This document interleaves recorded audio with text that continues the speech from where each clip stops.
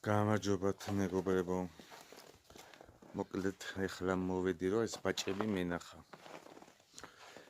აი გუშინ იყო სადღაც 5 გრადუსამდე მინუსი. და მაინტერესებდა როგორ გაუძლებდნენ. მაგრამ როგორც ჩანს, ღია სივრცეში ძალიან კარგად გრძნობენ თავს. ბევრიდან მოვისმინე რომ გაიყინებიან, ვერ გაუძლებენ, მაგრამ რას ამბობ პირიქით, აი როგორი ჯამთელები არიან და კარგად დახტიან. ღია სივრცე კუდლებისთვის ყველაზე კარგია. თუ სადმე კიდე აქვს ისაძრომი რომ თავი შეაფარო, აი აგერ აქ მაგალითად, სადაც ყუდროთ არიან, არც ქარი ხვდება, არც არაფერი. ერთმანეთს ჩახუტებულები ათბობენ. ჩემი ვაჟკაცები და გოგონები. ეხლა წყალი უნდა მოვტანო. გაეყინათ. კიდე ხორბალი გქონდათ და ცოტა აქვს. კომბინირებული საერთოდ არ ჩანს.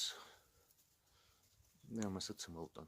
თივაზე, სადაც მშრალად არიან და ხტიან თავისთვის და ერთობიან. ესაც ჩემი ღია სივრცე.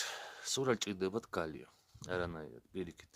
გალიაში როგორც პატიმარი ისე არიან გამომწყურებულები. რაც უფრო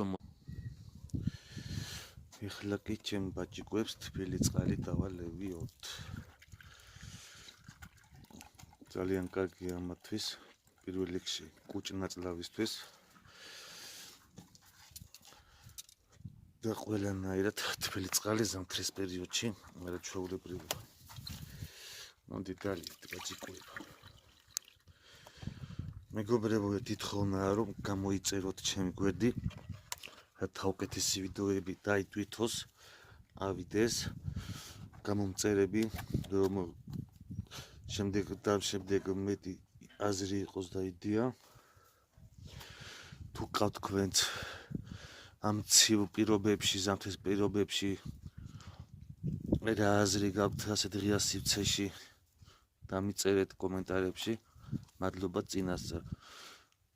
და პირველ რიგში რაც მთავარია, მინდა შევეხო ჰიბრიდებს. აი რაც მთავარია, გოლიათის და კალიფის ჰიბრიდი ძალიან კარგი გამოდგა. ძალიან კარგები, ჯანსაღები. რამდენი გრამს იწოლიან, ან რამდენი კილოგრამს ნახდათ არ ამიწონია, მაგრამ ამ დღეებში აუცილებლად ავწონე.